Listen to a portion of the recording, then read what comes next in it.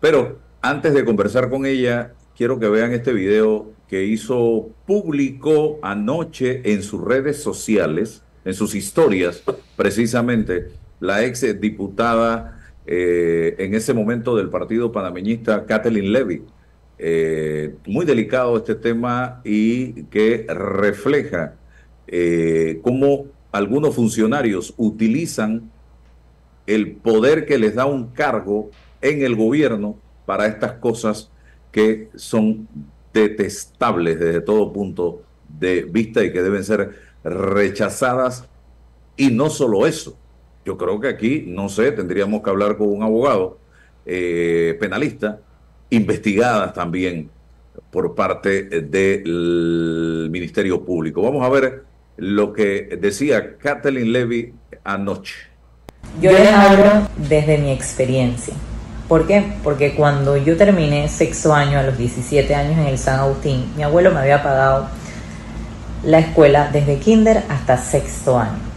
Pero yo siempre sentí dentro de mí una culpa, mi abuelo no tiene por qué hacerse responsable de esto, porque mi papá había muerto, pero él se hizo responsable y yo siempre sentí eso, que hoy día lo he trabajado con el psicólogo y yo sentía, mi abuelo no tiene por qué hacer esto. Y mi abuelo, cuando yo tenía 17 años, me dijo, ¿qué quieres estudiar?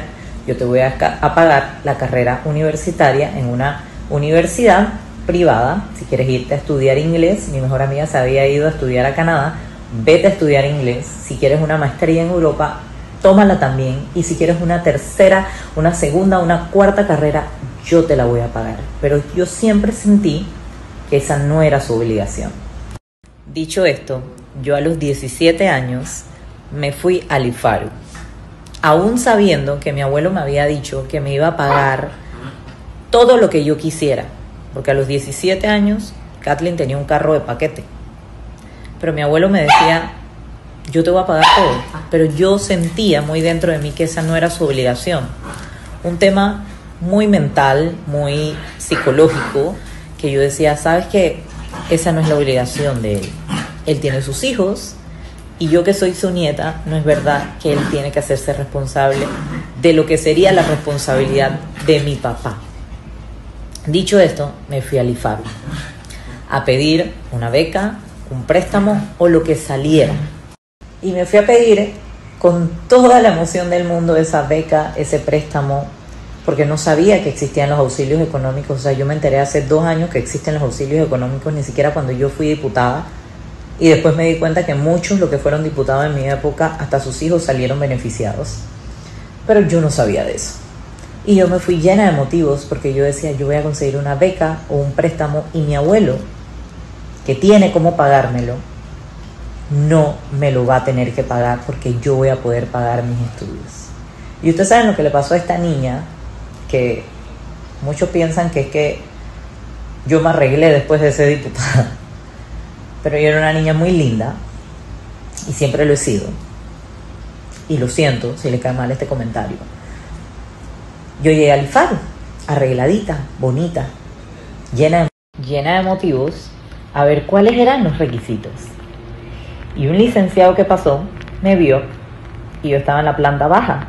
¿Se acuerdan que ese IFARU quedaba después de la iglesia del Carmen, creo que es, en la Vía España, en la esquina? Yo creo que al frente está Budget o está Trifri, no sé, un alquiler de carros en la Vía España. Después de Félix. Pasa Félix, pasa la iglesia y luego venía el IFARU. Y yo llegué ahí y me ve este licenciado y me dice, pásenmela al último piso. Y yo, bueno, me pasaron. 17 años. Me hace pasar a su oficina y me dice, ¿qué estás haciendo aquí? Y yo, bueno, vengo a buscar una beca, quiero ver si aplico para la universidad, una beca o un préstamo, quiero ver los requisitos. Y este tipo me comienza a tocar. Me comienza a tocar, a besar, así como un perro rabioso, y yo no sabía qué hacer. Yo estaba como que esto no está pasando. La cosa es que al final me besa, me toca. Esto no lo sabe ni mi mamá, ni mi papá, ni nunca lo dije. Nunca, eso para mí nunca pasó. Y hoy lo estoy diciendo aquí, porque estoy segura que tal vez a muchas personas le han pasado cosas así. Y el mame ese me dice, dame tu número de teléfono. En la noche te voy a escribir para salir. Yo tenía 17 años. Yo era virgen a los 17 años. Yo fui al IFARU a buscar una oportunidad porque no quería que mi papá me pagara los estudios. Y eso me pasó. Pero ustedes saben cómo es la vida. Yo eso nunca lo conté. Nunca dije nada. Nunca me dieron ni una beca, ni nunca le contesté el teléfono a este tipo. Cuando yo quedo de diputada, esta persona que había sido director del IFARU en el gobierno de Martín Torrijos, vienen los nombramientos y lo nombran de director del INADE. Cuando yo veo a este tipo en la comisión de credenciales, a mí me dio un ataque de ansiedad, un ataque que al que estaba al lado mío, que estoy segura que ni se acuerda, era un diputado, amigo. Y yo le decía, él no puede ser nombrado, él no puede ser nombrado, él no puede ser nombrado, él no puede llegar al INADE, él no puede tener una oportunidad nuevamente. Y yo comencé a llorar y me dio un ataque de ansiedad siendo diputada. Tenía 10 días de ser diputada, o sea, había comenzado el 1 de julio, había comenzado los nombramientos. Y ese nombramiento, por lo que a mí me pasó, por el ataque que a mí me dio, ese nombramiento a ese tipo se le cayó. Pero yo siempre he dado gracias a Dios, o no sé. Yo soy una persona que no olvido, porque no olvido, pero trato de borrar cosas, y yo creo que es un tema mental. Cuando te pasan cosas como esta, tú tratas de borrar eso de tu cabeza. Pero cuando yo lo vi nuevamente, yo me acordé de cómo yo me sentí ese día, que ese tipo me metió a su oficina, me besó, me tocó y me dijo que si yo tenía relaciones con él, yo iba a tener una beca o un préstamo. Y yo no tenía necesidad de ir a pedir eso. Yo tenía todo, literalmente todo. Y vuelvo a ver ese tipo en su nombramiento y se le cayó el nombramiento, él no lo nombraron en el gobierno. Y yo no les estoy contando esto para dar lástima ni nada. Tengo 35 años, eso pasó cuando tenía 17 años, me marcó y yo no me había dado cuenta que me había marcado hasta que nuevamente a los 24 años que ganó la diputación veo al tipo y me dio un ataque. Hoy día no sé ni cómo se llama, o sea, eso mi mente lo borró. Pero ¿a dónde quiero llegar con esto?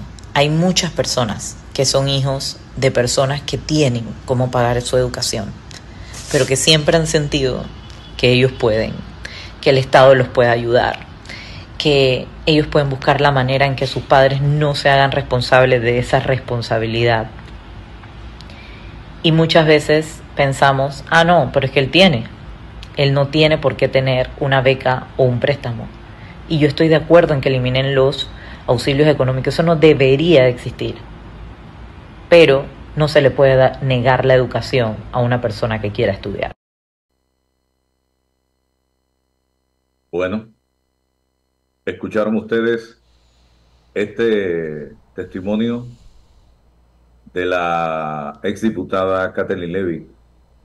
Testimonio que ella subió anoche a las redes sociales y lo sube precisamente a raíz de que ayer se dieron a conocer los nombres de esa larga lista de personas que fueron beneficiadas con estos auxilios económicos por parte del IFARU, en una situación en la que ella, según cuenta, a los 17 años intentó obtener un beneficio del IFARU para costearse sus estudios y fue acosada por parte del entonces director de esa institución en los tiempos del presidente Martín Torrijos Espino.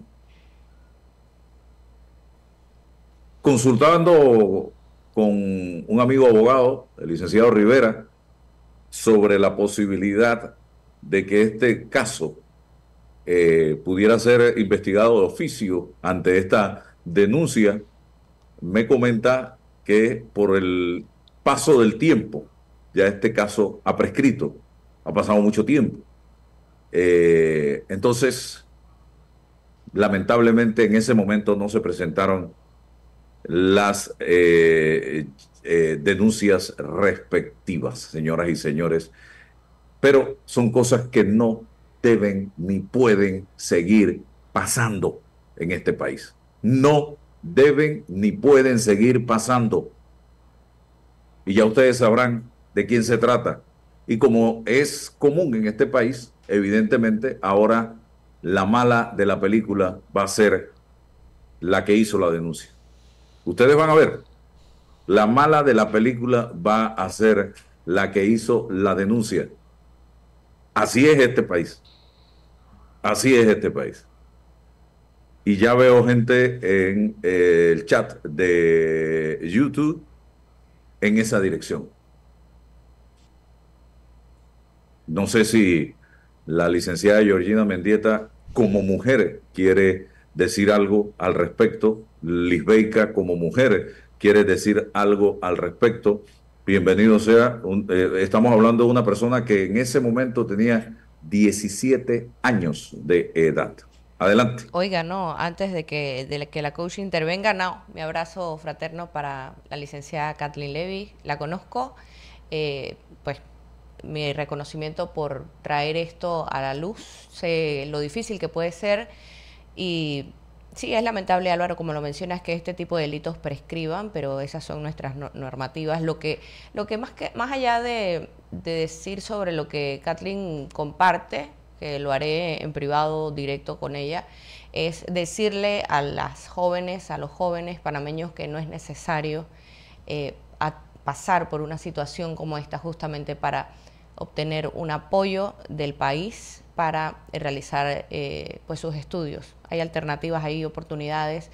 Quizás ella en medio de su juventud no identificó esto y tuvo esta experiencia aterradora para mí en mi lectura y mi escucha, pero bueno, el llamado y el mensaje para las jóvenes, los jóvenes que quizás están buscando nuevas oportunidades, hay medios, hay mecanismos, para eso están los medios de comunicación, también hay asesorías, etcétera, que si usted atraviesa por una situación similar, no se quede callado y lo dé a conocer. Esto, pues lamentable, nunca se debería dar y mucho menos repetir si esto pues fue de esta manera. Yo definitivamente le creo y bueno, es mi solidaridad con ella y con cualquier persona, con cualquier mujer, con cualquier persona que haya atravesado por una situación similar. Georgina. ¿Qué tal, Álvaro? Buenos días. Lisbeica, buen día. Buen día. Definitivamente, pues yo la felicito por haberse expuesto. Ella bien dice, tiene 35 años, eso fue a los 17. Y luego hacerlo público para mí es de valor. Obviamente una niña, porque era una niña de 17 años, pasa por una situación como esa y yo entiendo que se pudo haber quedado callada y no decir nada por temor, pero definitivamente es algo que se ve muy a menudo en la sociedad y muchas callan. Yo invito a las personas que han experimentado una situación como esta o similar a hablar, porque si uno calla, está permitiendo que esta situación permee en otras personas que sientan exactamente lo mismo, el temor a hablar, y si no hablo, ¿qué van a decir de mí, lo que me pasó, qué van a pensar mis familiares, mis amistades? ¿Saben? Hay muchas cosas en el medio, pero definitivamente este tipo de cosas no las podemos callar, no las podemos callar. Bueno, nuestra solidaridad ante una situación de esta naturaleza. Y vamos a conversar sobre temas financieros con Georgina Mendieta. Me llamó la atención su planteamiento, su video en redes sociales y le escribí para que nos ilustrara un poco a la audiencia en torno a el tema del manejo de nuestras finanzas ante el anuncio que usted hacía y que ya es conocido por todos del incremento en las tasas de interés en préstamos, en tarjetas.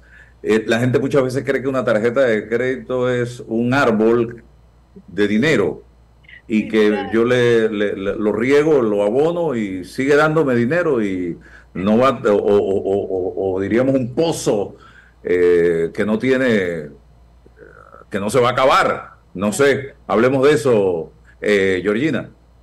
Claro que sí. Bueno, antes que nada, pues muchísimas gracias por el espacio. Para mí es muy importante y hoy más que nunca, ante los tiempos que estamos viviendo con respecto a la deuda, las alzas de los intereses, la incertidumbre que hay a nivel mundial en la economía, es muy importante que seamos más juiciosos con el uso de nuestro dinero, con el uso de las tarjetas precisamente, Álvaro, porque es tal cual como usted lo dice. O sea, la gente piensa que la tarjeta es una extensión de su salario cuando es el dinero más caro que existe a nivel de la banca. Una tarjeta de crédito te financian a un 24%, a un 20%, y si eso lo dividimos entre 12 es un número importante. Entonces, la primera recomendación que yo les daría a las personas es ser muy cautelosos con el uso de las tarjetas de crédito, porque escucho un sinfín digamos, de creencias con respecto a ellas. No es que la tarjeta de crédito es buena, es que me da millas, es que me da puntos, es que me da cashback. Sí, pero si tú estás financiando esos puntos, si tú estás financiando esos cashback, realmente tú estás siendo penalizado. Cuando uno paga intereses, uno está siendo penalizado. Cuando tú ganas intereses, yo le explico así muy sencillo, ahí tú estás siendo premiado. Pero no es normal que usemos la tarjeta de crédito para ir a cenar y financiarlo de la tarjeta. No es normal usar la tarjeta de crédito para ir a comprar ropa.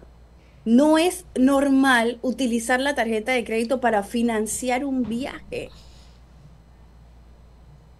Y hoy por hoy, esas son las cosas que más se utilizan cuando se utiliza la tarjeta de crédito.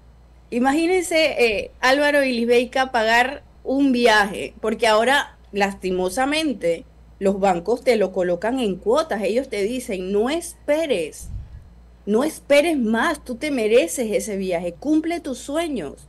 Y nosotros te lo financiamos en una tarjeta en 12 cuotas.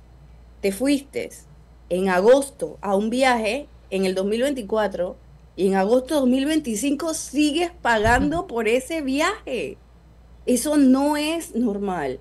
Entonces, por un lado, el alza de la tasa de intereses, que esto es algo que cuando subí ese video, Álvaro, comenzaron a escribir, sí, ¿dónde están los diputados? Esto es culpa del gobierno. A ver, nosotros no tenemos banco central. Lo que sucede en los Estados Unidos No, va exacto. a verse reflejado en la economía y en las finanzas en Panamá. Si allá suben las tasas, acá tienen que subirla y hay muchos factores del por qué las suben, pero nosotros responsablemente tenemos que saber hasta dónde da nuestro salario para tomar una deuda, para tomar un carro, para tomar un préstamo personal, para tomar una hipoteca. Y date cuenta lo que sucedió en pandemia. En pandemia las personas tenían un salario y en ese momento se endeudaron en base a ese salario. Pero luego si tuvieron una reducción salarial o si tuvieron un cese en sus labores y no tenían trabajo, ellos tenían que seguir cumpliendo con el pago de esas deudas en base al salario que tenían previamente.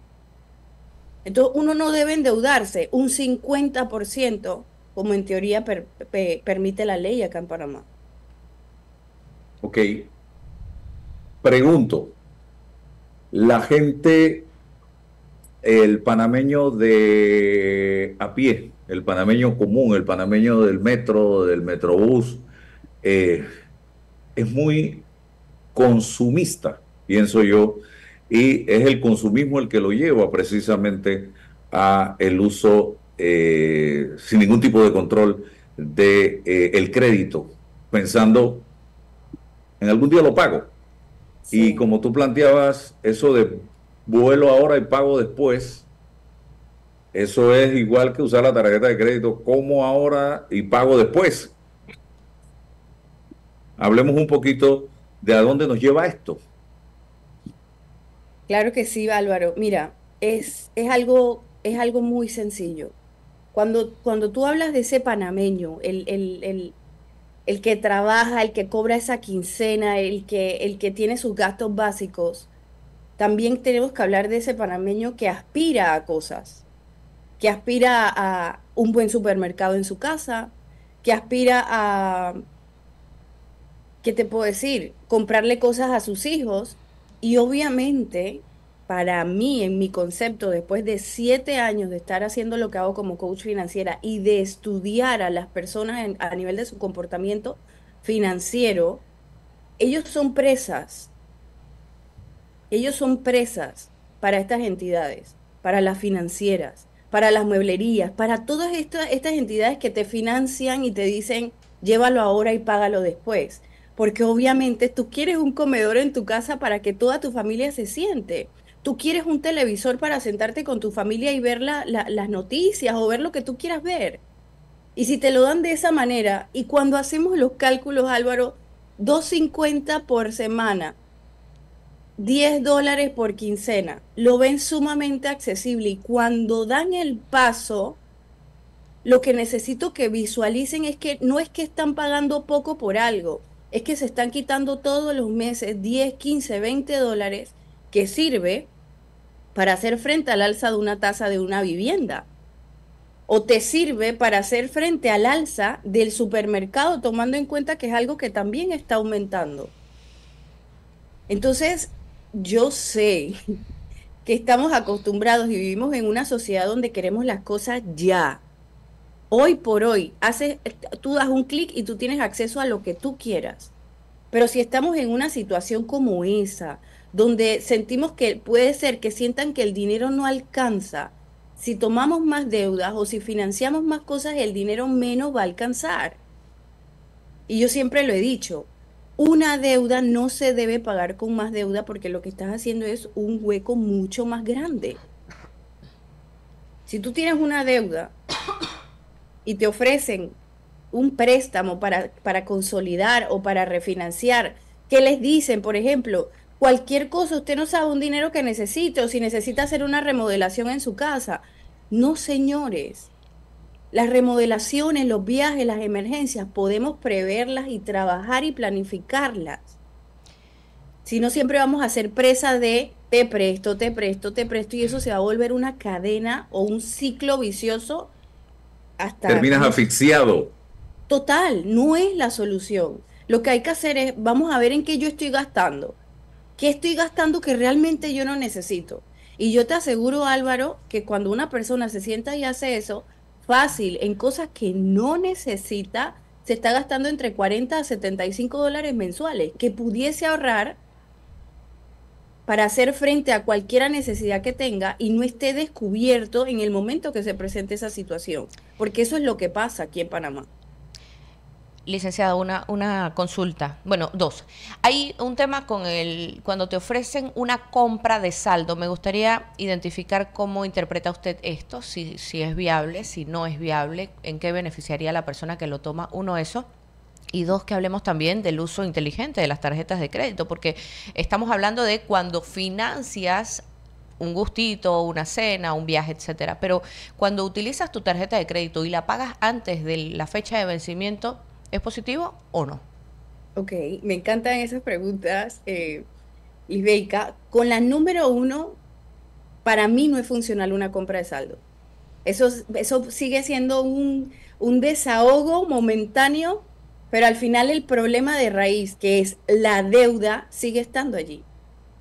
Y la deuda es una forma de pensar. La gente se endeuda porque piensa de una manera, se crea una necesidad en ese momento, va al banco, busca la solución que es inmediata, resuelves esa situación que tienes y automáticamente tu mente se conecta y dice, cada vez que tengo un problema o que quiero algo, ya sé que puedo ir al banco, pido el dinero y sigo entonces endeudándome.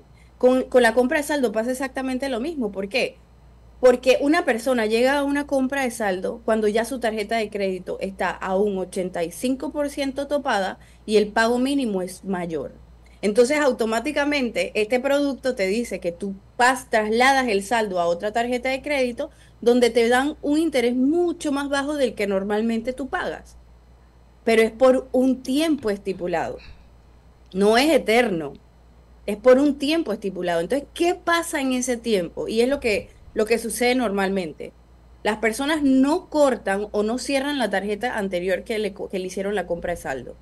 Número uno.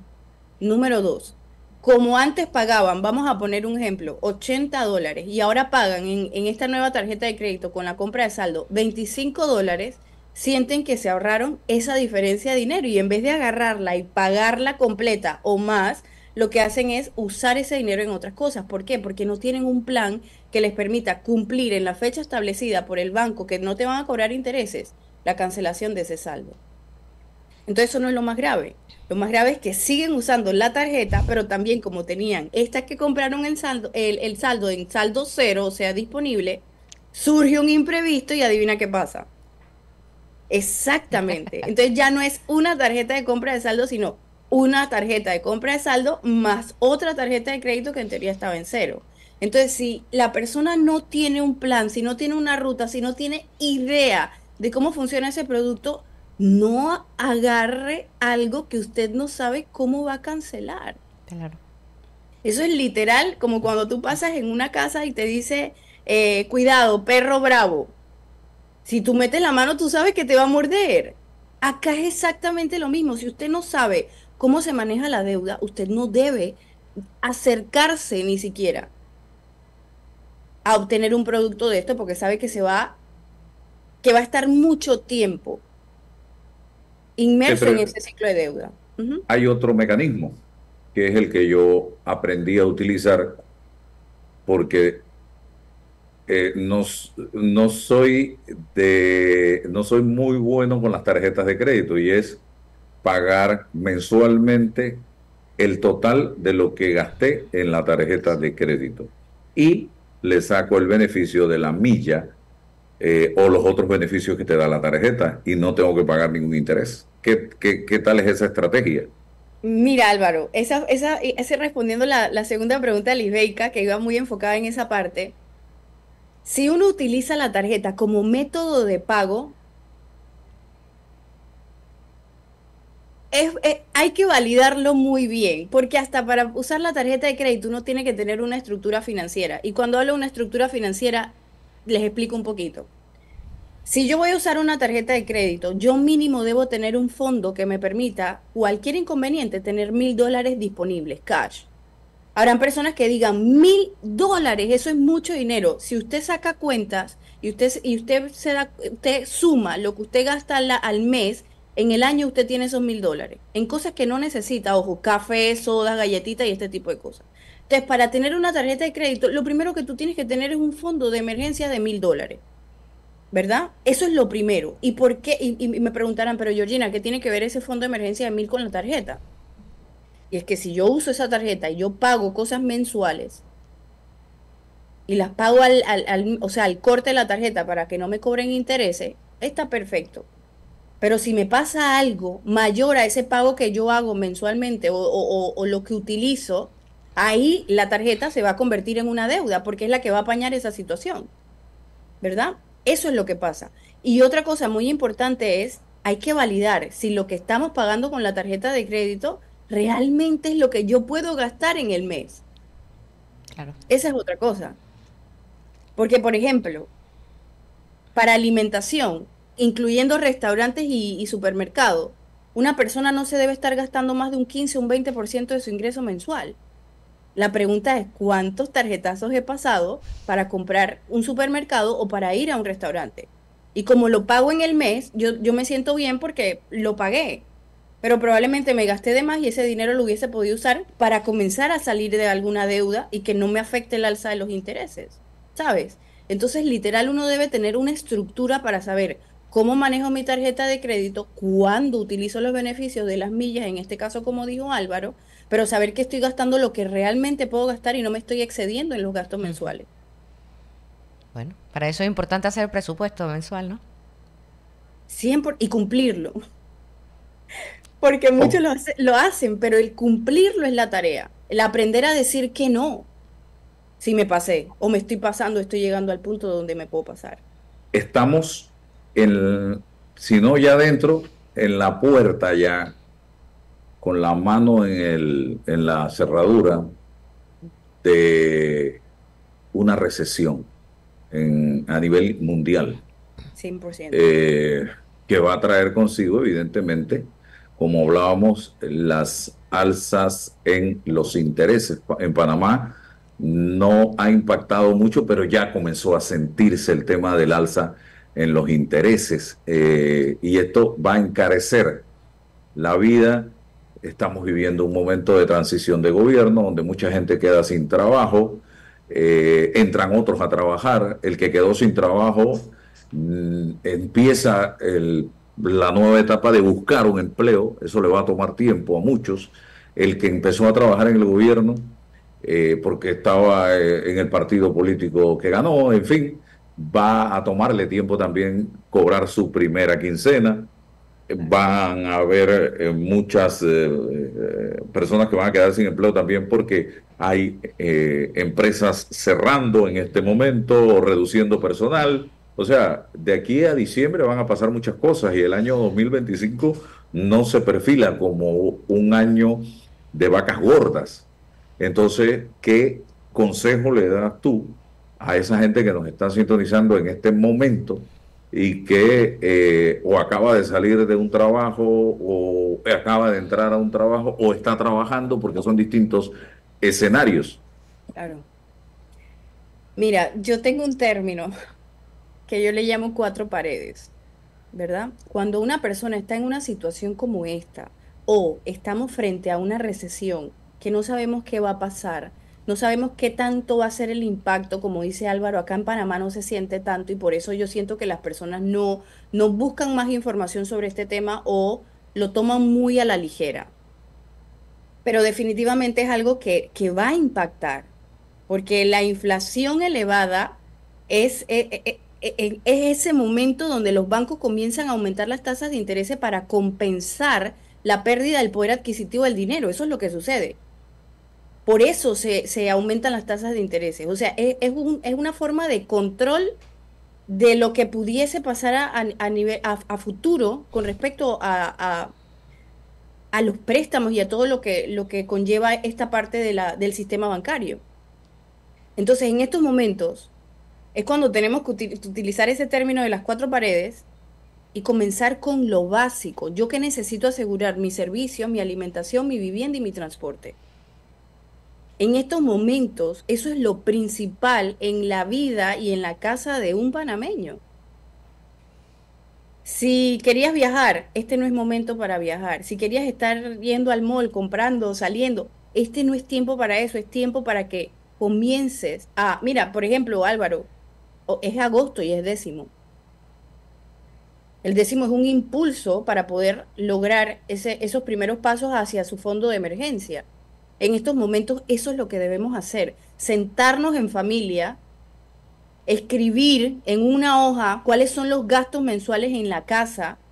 Si son parejas, eso de tu dinero, mi dinero, eso no funciona. Es una pareja, es un hogar. Hay que sentarse hombro a hombro y trabajar en base a esto. ¿Por qué? Porque la responsabilidad es solamente de nosotros. Hay que hacer una lista de cuáles son las deudas. Y yo sé que eso da temor.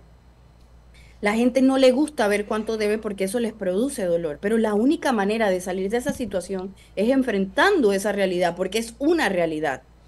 No es algo inventado, eso está allí. Todos los meses a usted le sacan de su salario dinero para cubrir con una deuda. Entonces, lo primero que les recomendaría sería sentarse y evaluar cuáles son las deudas que tienen, en qué están gastando que pudiesen simplificar, qué estoy gastando de más que en estos momentos no necesito y me permite comenzar a trabajar en mi seguridad financiera, porque eso solamente lo podemos hacer nosotros. Las Bueno, cosas que no necesito, las simplificamos. No pasa nada si no tengo la cajilla de X cantidad de canales en 2 meses o en 3 meses, ¿sabes? No importa que no compre helado por 2 meses, algo tan sencillo. Es comenzar a quitar esas cositas que compramos que sabemos que no nos aportan ningún tipo de valor, pero sí nos generaría más seguridad ver en el banco un dinero ahorrado para cualquier emergencia. y hay no sé la palabra, hay una estrategia financiera que siempre me han dicho que en la que implica tratar de tener o ahorrado por lo menos lo concerniente a 6 meses de trabajo. Tienes que tratar de lograr tener un ahorro de esa naturaleza. No sé si estoy en lo cierto. Mira, Álvaro, hay muchas teorías. Y gracias por traer eso a colación. Hay muchas teorías. Eso es lo que pasa hoy en redes sociales. Tú buscas finanzas personales y te salen miles de teorías, más no significa que va a funcionar para ti. Y lo llevamos a algo lógico. Imagínate una persona que en deudas pague $350 entre hipoteca y 2 tarjetas de crédito y quiera ahorrar 6 meses de su salario. ¿Tú crees que con esos $350 que esa persona destina todos los meses para pagar una deuda, vaya en algún momento a lograr tener 6 meses de su salario? Difícil. Le va a tomar mucho tiempo. Y tomando en cuenta el comportamiento del ser humano, al ser humano le gusta lograr las cosas rápido, no lento. Entonces, en el camino, ¿qué pasa? No, esto no funciona para mí, jamás lo voy a lograr. Lo que pasa es que el ahorro es para la gente que tiene plata. Entonces comenzamos a contarnos una serie de historias que no son reales. Tener 6 meses de tu salario es algo que debemos lograr, pero primero debemos salir de deudas. Para eso que pagamos en deuda, entonces nos impulsa a lograr mucho más rápido ese ahorro de esos 6 meses. Entonces el primer paso es lograr ese primer, yo le llamo el fondo de emergencia inicial, que son esos primeros $1000. Una vez tú logres eso, tú tienes que celebrar porque tú hiciste algo que probablemente jamás había hecho en tu vida y si se te presenta un inconveniente, tú vas a tener cómo cubrirlo y ya no vas a depender más de la deuda. Y luego que logremos eso, entonces debemos agarrar las deudas de menor a mayor. Ojo con esto, no la de la tasa de interés más alta, de menor a mayor, o sea, a la que le debes menos y comenzar a trabajarlo de manera estructurada, cancelándolo de esa misma manera, de la menor a la mayor. Y luego, sin contar la hipoteca, obviamente, porque la hipoteca son miles y miles de dólares. Entonces, obviamente volveríamos a lo mismo. Me va a tomar mucho tiempo y no lo voy a lograr. Estoy hablando de deudas de consumo, tarjetas de crédito, préstamos personales, préstamos de auto. Y luego que yo logro esto, entonces Álvaro, comenzamos a ahorrar el fondo de emergencia de los 6 meses. Ahí sí funciona esa estrategia. Pero si primero ahorro los 6 meses y sigo con las mismas deudas, la persona en el interín se cansa. Sí. Muy bien, muy bien. Gracias entonces, Georgina. Por ahí seguimos en contacto para seguir tratando de ilustrar, de hacer docencia a la población panameña en torno a estos temas y en esta coyuntura tan especial en la que estamos viviendo que esto es tan necesario.